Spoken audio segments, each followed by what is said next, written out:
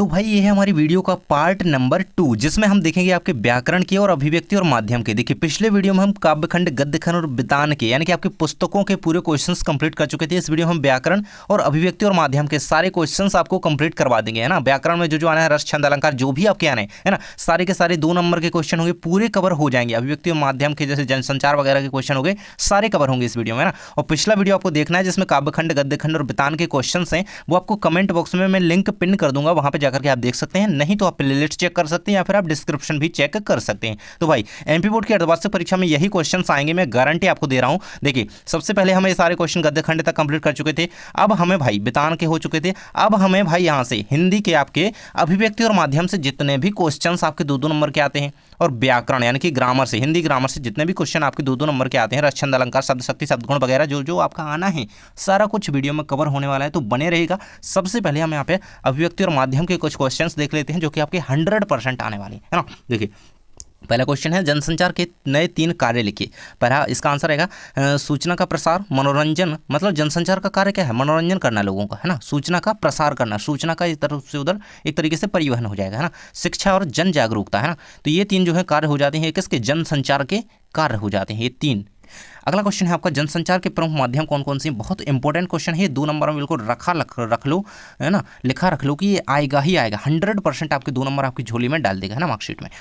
जनसंचार के प्रमुख माध्यम कौन कौन से हैं? तो समाचार पत्र, रेडियो, टेलीविजन, इंटरनेट। कई बार बच्चे गलत करके आ जाते हैं ना, तो बिल्कुल इनको याद रखना भाई, ये जनसंचार के आपके माध्यम है ना। इनको लिखिएगा, याद करिए। अगला क्वेश्चन है, जनसंचार की नई 3 विशेषता। नई विशेषताओं की बात की गई है, 3 विशेषता, है ना। तो आपके 2 नंबर में ही ये क्वेश्चन आएगा आपका, है ना। त्वरित सूचना का प्रसार, व्यापक पहुंच, इंटरएक्टिव प्लेटफॉर्म, ये आपकी विशेषता हो जाएंगी। अगला क्वेश्चन है, जनसंचार के महत्व को लिखिए। बहुत इंपॉर्टेंट क्वेश्चन है, इसके अथवा में बन सकता है, देखिए, है ना। जनसंचार के प्रमुख माध्यम कौन कौन से हैं, इसके अथवा में क्वेश्चन आ सकता है। जनसंचार के महत्व लिखिए, तो इसको याद कर लो अच्छी तरीके से। जनसंचार शिक्षा, जागरूकता और सामाजिक परिवर्तन में सहायक होता है। यह विचारों और सूचनाओं के आदान प्रदान का प्रमुख माध्यम है ना, क्या? जनसंचार, है ना, याद रखना भाई।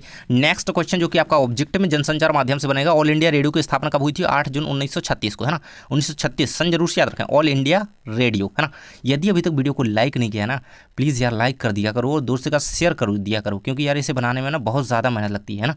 तो एक मेहनत के लिए एक लाइक कर सकते हो यार, है ना। अगला क्वेश्चन है, फिल्मकार को फिल्म की शूटिंग करते समय किन किन समस्याओं का सामना करना पड़ता है? तो भाई देखिए, पथेर पांचाली के अकॉर्डिंग भी आप लिख सकते हैं, है ना। स्थान समय चयन की कठिनाई, मौसम की अनिश्चितता, बजट और समय प्रबंधन। तो ये सारी परेशानियां जो होती हैं एक प्रोड्यूसर के सामने होती हैं, एक डायरेक्टर के सामने होती है ना, फिल्मकार को, है ना। इस तरीके से आप लिख सकते हैं। अगला क्वेश्चन है आपका, पत्रकारिता का मूल तत्व क्या है? बहुत ज़्यादा इंपॉर्टेंट क्वेश्चन है ना। पत्रकारिता का मूल तत्व सत्यता, निष्पक्षता और त्वरित सूचना है ना, जो कि इंडियन मीडिया में अभी बहुत कम देखने को मिल रहा है, बच्चा ही नहीं है ना, है ना। पत्रकारिता का मूल तत्व क्या है? निष्पक्षता, सत्यता, है ना, सत्यता होनी चाहिए, त्वरित सूचना होनी चाहिए, है ना। इसका उद्देश्य समाज को सही और समय पर सूचना प्रदान करना है। सही सूचना, है ना, समय पर तो भाई देते हैं, लेकिन सही सूचना दें, ये भी जरूरी है। तो बिल्कुल से आपको ये याद रखना है, इसका मूल तत्व यही है ना, सत्यता होनी चाहिए चीज़ में, है ना। घटना समाचार कब बन जाती है? यहाँ पे आंसर देख सकते हैं आप। घटना तब समाचार बनती है जब वह महत्वपूर्ण, दिलचस्प, ताजगी से भरपूर और व्यापक प्रभाव डालने वाली होती है ना।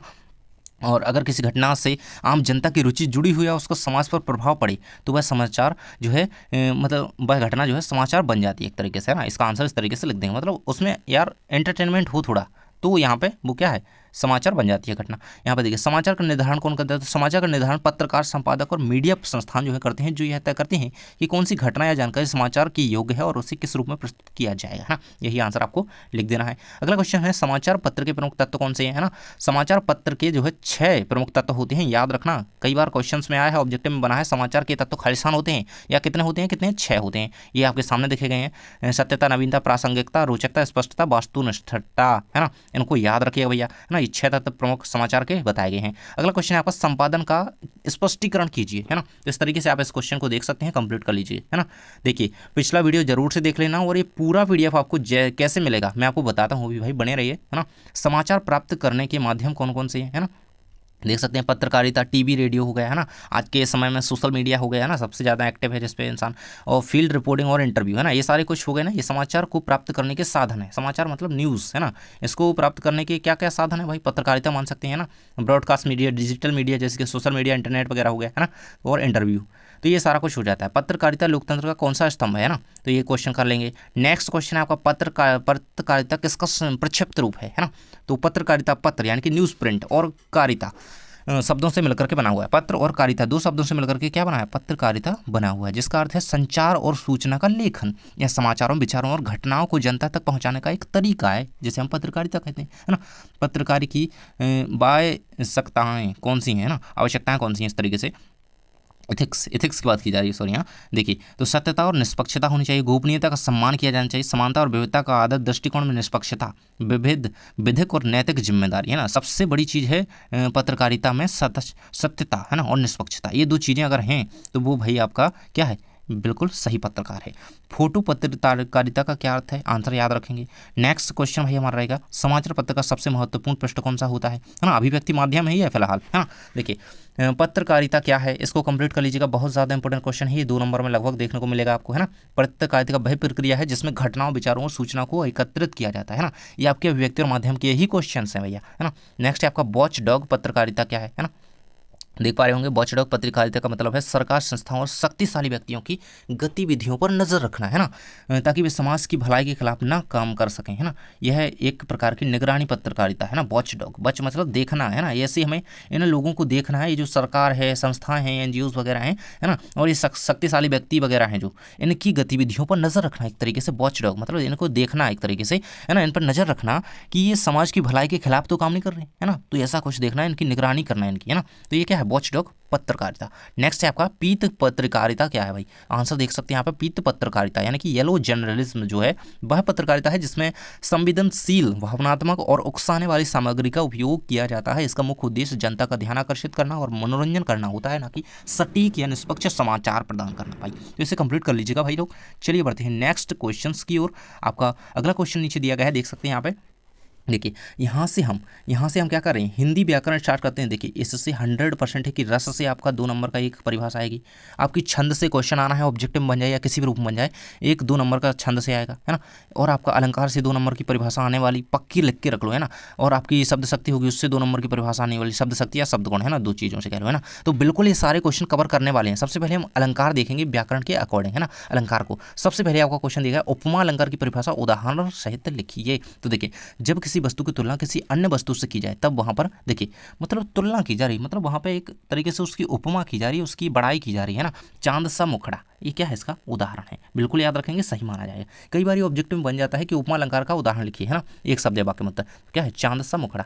और सही जोड़ी में बन जाता है, चांद सा मुखड़ा लिखा होगा एक तरफ उपमा, तो क्या है यहाँ पे उपमा की जा रही है, चांद सा मुखड़ा, है ना।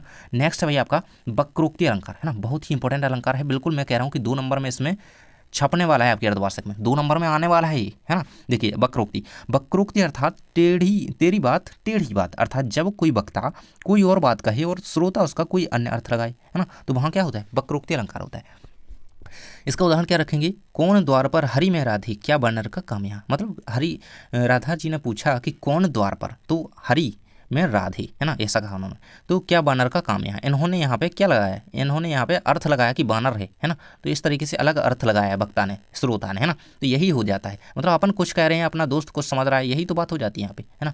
नेक्स्ट भाई अपना है, देखिए उसका स्पष्टीकरण यहाँ पे दिया जा रहा है ना। नेक्स्ट क्वेश्चन है हमारा दृष्टांत अलंकार, दृष्टांत, वक्रोक्ति, उदाहरण, इन तीनों में से आपका छपने वाला है भाई। वक्रोक्ति को तो बिल्कुल कर लेना, 2 नंबर दे देगा। दृष्टांत हो गया आपका, जहाँ पहले कोई बात कहकर उससे मिलती जुलती बात को दृष्टांत द्वारा कहा जाए किंतु समानता के लिए कोई शब्द प्रकट ना हो, वहां दृष्टांत अलंकार होता है। तो देखिए करत करत अभ्यास थे, जड़मती होते सुदान, रसरी आवत जाती, सिल पर परत निशान, बिल्कुल से कंप्लीट कर लीजिएगा, है ना। बहुत ज़्यादा इंपॉर्टेंट जो है उदाहरण है ये आपका, है ना।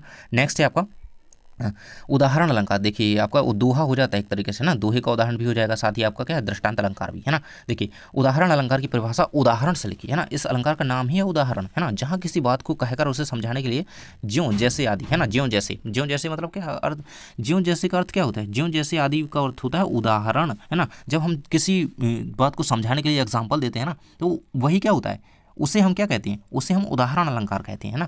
तो यही है उदाहरण अलंकार। इसका उदाहरण क्या रहेगा यहाँ पे, नैना देवताएं सब ही को हेत आहेत, जैसे निर्मल आरशी भली बुरी कह देते, है ना, इस तरीके से। नेक्स्ट भाई आपके काव्य की परिभाषा और भेद, इससे 2 नंबर का आपका बोर्ड में आपका जो है परीक्षा में आने वाला है, आपकी अर्धवार्षिक में और आपकी वार्षिक में। तो देखिए इससे क्या है, सबसे पहले तो ये परिभाषा याद रखो, रसात्मकम वाक्यम काव्यम, बहुत ज़्यादा इंपॉर्टेंट है भैया। ये किसने दिया, आचार्य विश्वनाथ ने, किसकी, काव्य की परिभाषा है, इसको याद रखना। ये आपकी कई बार 1 नंबर कंप्लीट कंप्लीट करवा देती है, सही जोड़ी में बन जाती है, ये बहुत ज़्यादा बनी है सही जोड़ी में, है ना। रसात्मकम वाक्यम खाव्यम खालिस्तान की परिभाषा है तो किसकी, आचार्य विश्वनाथ की, याद रखना। नेक्स्ट है आपका, है ना, देखिए इसकी परिभाषा मतलब इसका अर्थ लिखा हुआ है, जो उक्ति हृदय को आनंदित कर दिए वह काव्य कहलाती है। हिंदी साहित्य में काव्य के दो रूप मिलते हैं, आपके में जो भी हैं, आपके में प्रबंध काव्य और मुक्त काव्य मेनली हैं, तो मैंने वही पढ़ा है। और प्रबंध काव्य क्या होता है, ये तो नहीं आएगा कि प्रबंध काव्य क्या है, लेकिन प्रबंध और मुक्तक में अंतर आ जाएगा भैया, तो अंतर आपको करके रखना है। देखिए प्रबंध काव्य के अंतर्गत आपके दो काव्य आते हैं जो कि महाकाव्य है और खंड काव्य, है ना। चलिए इनको कंप्लीट करते हैं, इनसे क्वेश्चन आना ही आना है। देखिए महाकाव्य की विशेषताएं आती हैं या फिर खंड काव्य और महाकाव्य में अंतर आता है, तो ये आपका 2 नंबर कंप्लीट करता है सीधा, है ना। तो महाकाव्य की विशेषताएं कर लो सबसे पहले, है ना। विशेषता होगी तो आप अंतर आसानी से लिख दोगे, है ना। रचना सर्गबद्ध तथा एक सूत्र में बंधी होती है, जीवन के समग्र रूप का चित्रण होता है, प्रमुख रूप से वीर श्रृंगार और शांत रस उसमें पाई जाती है ना। मतलब जिसमें संपूर्ण जीवन का चित्रण होता है वो क्या है, आपका महाकाव्य है ना। इसका उदाहरण क्या रहेगा, देखिए इससे आपके ऑब्जेक्टिव कंप्लीट होंगे भैया, है ना। कई बार ये आ जाता है किन्हीं दो महाकाव्यकारों के नाम उनकी 2 रचनाओं के साथ लिखे, है ना। तो गोस्वामी तुलसीदास हो गई रामचरितमानस, कामायनी किसकी रचना है, जयशंकर प्रसाद की, साकेत किसकी रचना है, मैथिलीशरण गुप्त की, है ना। तो ये सारी इनकी रचनाएं लिखी हुई हैं, है ना। कामायनी जयशंकर प्रसाद की है, साकेत मैथिलीशरण गुप्त का है, पद्मावत भी याद रख सकते हैं, है ना, कई सारे हैं। अगला है आपका खंड काव्य, इसमें जीवन की किसी एक पक्ष का वर्णन होता है, इसकी विशेषताएं आपके सामने दी है। कथा एक सूत्र में होती है, खंड काव्य अपने आप में पूर्ण होता है। देखिए इसमें किसी एक घटना का वर्णन किया जाता है, देखिए एक पक्ष का एक घटना का वर्णन इसमें खंड काव्य में होता है, उसका नाम खंड, एक खंड का वर्णन, है ना।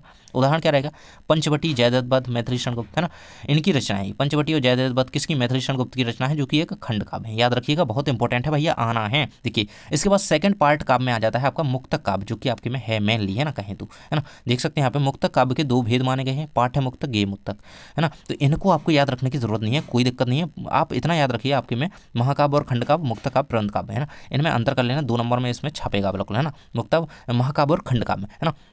महाकाव्य विस्तृत होता है और पूरा जीवन दर्शन प्रस्तुत करता है, जबकि खंड काव्य क्या होता है, खंड काव्य एक विषय या घटना पर केंद्रित होता है, मतलब खंड काव्य में किसी एक घटना का वर्णन रहता है, एक अंतर यहाँ पे दिया गया है। नेक्स्ट भाई प्रबंध काव्य और मुक्तक काव्य में अंतर आपका 2 नंबर में छपने वाला है भैया, है ना। तो बिल्कुल से कर लेना ऐसे। देखिए प्रबंध काव्य में घटनाओं का क्रमबद्ध वर्णन होता है, मुक्तक काव्य स्वतंत्र रूप से एक भाव या विचार को व्यक्त करता है। और शब्द शक्ति भाई, यहाँ से शब्द शक्ति आपके 2 नंबर का इससे क्वेश्चन आएगा, है ना, कि शब्द शक्ति है ना, अभिधा का, लक्षणा का, व्यंजना का, किसी का भी पूछ लिया जाए। सबसे पहले शब्द शक्ति की परिभाषा, इससे ऑब्जेक्टिव बनेगा ही बनेगा, है ना, खाली स्थान के रूप में बन जाएगा, है ना।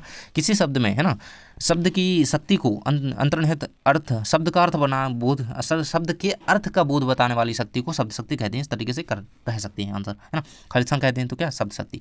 तो शब्द शक्ति 3 प्रकार की होती है, अभिधा, लक्षणा और व्यंजना, इनको याद रखिएगा, बहुत इंपॉर्टेंट है भैया। शब्द शक्ति कितने प्रकार की होती है, 3 की, कई बार आया है शब्द शक्ति खालिस्तान प्रकार की होती है, 3 प्रकार की होती है। देखिए अभिधा, जिस शब्द शक्ति के माध्यम से शब्द का सबसे सरल स्पष्ट मुख्य अर्थ निकले वह जो है अभिधा शब्द शक्ति कहलाती है ना। अशोक पुस्तक पढ़ रहा है, कल वर्षा हो रही थी, इसके उदाहरण हो जाएंगे। अब हम देख लेंगे लक्षणा को, जब मुख्य अर्थ की बाधा होने पर रूढ़ी के कारण जिस उद्देश्य या प्रयोजन शक्ति के द्वारा मुख्य अर्थ से संबद्ध अन्य अर्थ की प्राप्ति हो, वहाँ पे क्या होता है, लक्षणा शब्द शक्ति होती है। और व्यंजना कहाँ पे होती है, जिस शब्द शक्ति के द्वारा मुख्य अर्थ और लक्ष्य अर्थ से भिन्न अर्थ प्राप्त हो उसे व्यंजना कहते हैं। तो ये सुबह के 8 बजे, है ना, क्योंकि बाकी तो साधारण है, क्योंकि प्रत्येक व्यक्ति के संदर्भ के अनुसार अलग अलग अर्थ होंगे, क्योंकि सुबह के 8 बजे हर व्यक्ति तो एक ही काम नहीं करता है ना, कोई स्कूल जाता है, कोई कुछ करता है, कोई कहीं जाता है ना, तो इस तरीके से कोई सो रहा होता है ना, तो अलग अलग काम होते हैं व्यक्ति के सुबह के 8 बजे, है ना। तो हर व्यक्ति के संदर्भ में इसके अलग अलग काम है ना, अलग अलग अर्थ, लक्ष्य अर्थ निकल रहा है इसका, है ना। तो क्या है, व्यंजना शब्द शक्ति, इस तरीके से याद रखेंगे। नेक्स्ट भाई हमारा आ जाते हैं यहाँ पे, देखिए शब्द गुण, है ना, यहाँ से शब्द गुण हमारा स्टार्ट हो जाता है। मैंने हेडिंग डाल पाई, ये परिभाषा पहले ही छूट गई, है ना, कोई दिक्कत नहीं है। परिभाषा ये रहेगी आपकी शब्द गुण, शब्दों में निहित गुण, शब्दों में निहित गुण जो हमें विभिन्न रसों का अनुभव करवाते हैं उन्हें शब्द गुण कहा जाता है ना। देखिए यहाँ से हम शब्द गुण ही देख रहे हैं, शब्द गुण जो है 3 प्रकार के, शब्द शक्ति और शब्द गुण, इनको अथवा में मान लो ये 3 नंबर में आपका 2 नंबर में बनेगा। शब्द गुण 3 प्रकार के होते हैं, ये याद रखना है यहाँ पे, है ना। शब्द गुण क्या है, 3 प्रकार के होते हैं, शब्द शक्ति हो गया, शब्द गुण हो गया, दोनों ही 3 प्रकार के होते हैं। शब्द शक्ति होती है अभिधा, लक्षणा, व्यंजना, और शब्द गुण होते हैं आपके प्रसाद, माधुर, ओज, है ना। प्रसाद गुण, माधुर गुण, ओज गुण, याद रखना है इसको। देखिए सबसे पहले प्रसाद गुण है, जिस काव्य को सुनकर या पढ़कर बुद्धि में निर्मलता आ जाए, है ना, मन में पवित्रता का एहसास हो, वह काव्य जो है प्रसाद गुण से परिपूर्ण होता है। हे प्रभु आनंददाता ज्ञान हमको दीजिए, शीघ्र सारे दुर्गुणों को दूर हमसे कीजिए, ये रहेगा आपका प्रसाद गुण का उदाहरण। बिल्कुल से इसको याद रखना, आपके 2 नंबर कंप्लीट करवा देगा। और कभी कभी ऑब्जेक्टिव में आ जाता है, हे प्रभु आनंददाता ज्ञान हमको दीजिए, किस जो है शब्द गुण का उदाहरण है, तो कौन से? प्रसाद गुण का, याद रखना। नेक्स्ट है भैया आपका माधुर्य गुण, जिस काव्य को सुनकर या पढ़कर के मन पुलकित हो जाए, है ना, कानों में मधुरता आ जाए, है ना, एकदम मधुरता की माधुर्य, है ना, अनुभूति होती है, वहां पर क्या है? माधुर्य गुण युक्त वो काव्य होता है एक तरीके से, है ना। तो राम को रूप निहारित जानकी कंकन के नग की पर जाहि वाले, ये याद कर लेना। श्रृंगार रस हो गया कंप्लीट, और आपका माधुर्य रस भी, माधुर्य गुण भी कंप्लीट हो जाएगा, है ना। तो ये बिल्कुल 2 नंबर में इसकी परिभाषा उदाहरण सहित आती है ना। मतलब जहाँ पे हमारी मन पुलकित हो जाए और मधुरता की अनुभूति होती है हमें, मतलब माधुर्य में मधुरता होती है ना, तो ये आपका हो जाएगा उदाहरण। नेक्स्ट है भाई आपका ओज गुण, है ना। ओज गुण यानी कि वीर रस एक तरीके से कह सकते हैं ना। जिस काव्य को सुनकर या पढ़कर के चित्त में, चित्त है ना, चित्र नहीं, चित्त में, चित्त की वृद्धि में उत्तेजना का भाव जागृत हो, वह जो है ओज वह काव्य जो है ओज गुण युक्त होता है। वीर तुम बड़े चलो, धीर तुम बड़े चलो, है ना, सामने पहाड़ हो, सिंह की दहाड़ हो, तुम निडर डरो नहीं, तुम निडर डटो वहीं, है ना।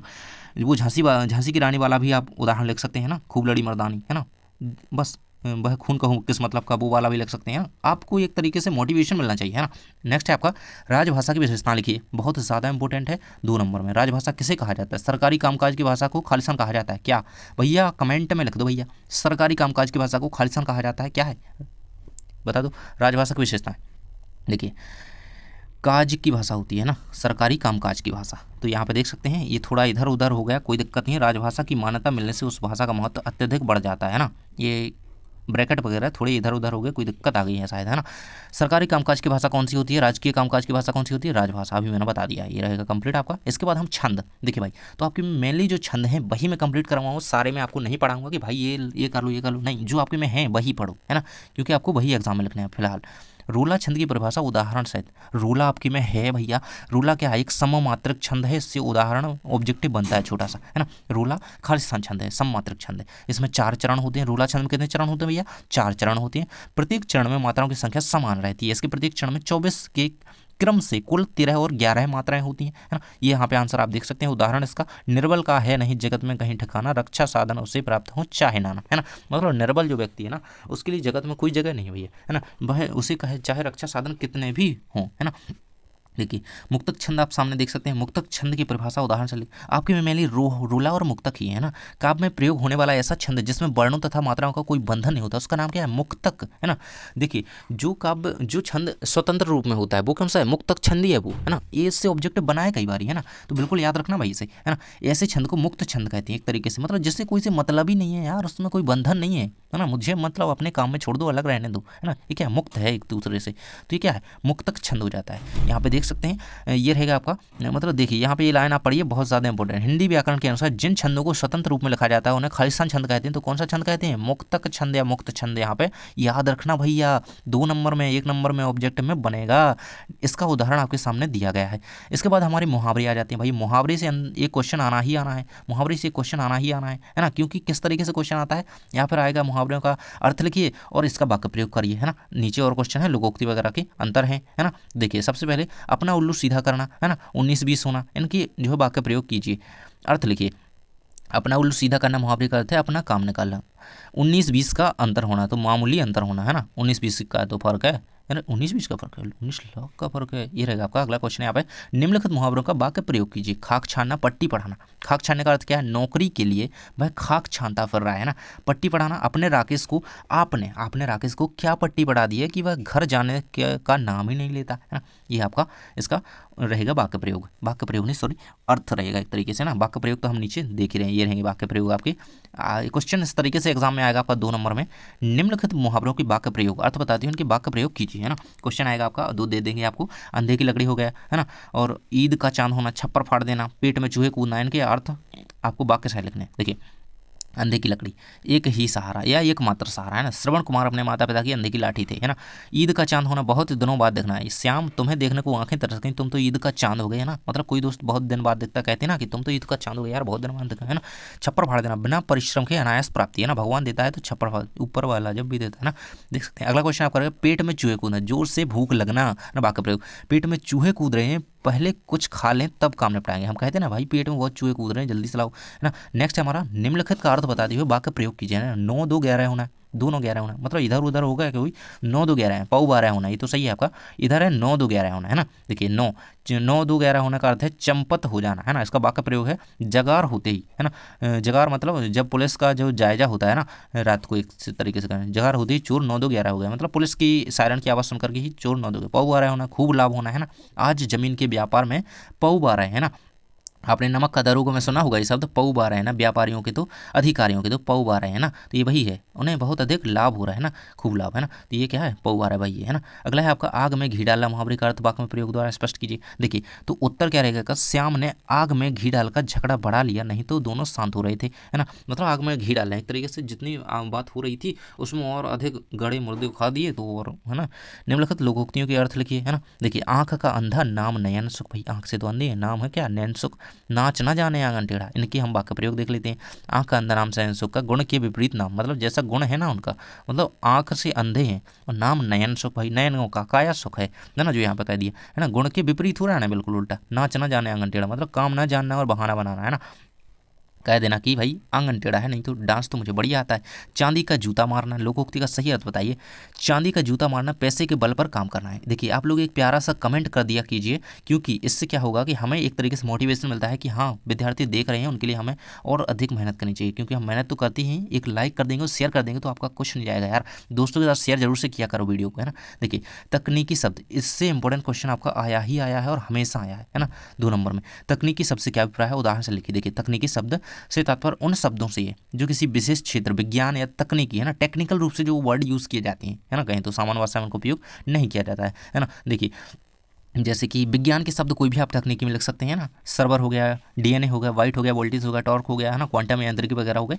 आगे हम भाई वाक्य शुद्धिकरण, जो कि आपका 2 नंबर में आता ही है, वाक्य शुद्धिकरण, है ना। जरूरी नहीं है कि भाई यही आएंगे, है ना, जरूरी नहीं है, यहाँ से सीखना है आपको, है ना। देखिए इस तरीके से क्वेश्चन आ गया, निम्नलिखित वाक्यों का वाक्य शुद्धिकरण कीजिए। यहाँ पे 2 वाक्य आपको दे दिए जाएंगे 2 नंबर में। तो पहला वाक्य है आपका, वाक्य दिया गया है वह स्कूल जाता है, वह स्कूल रोज जाता है, तो यहाँ पे वह रोज स्कूल जाता है, ये इसका सही होगा। नेक्स्ट है हमारा वाक्य, हम लोग जल्दी घर पहुंचेंगे। नेक्स्ट वाक्य हमारा, हम लोग जल्दी घर पहुंचेंगे, इसका है हम लोग जल्दी घर पहुंचेंगे, है ना।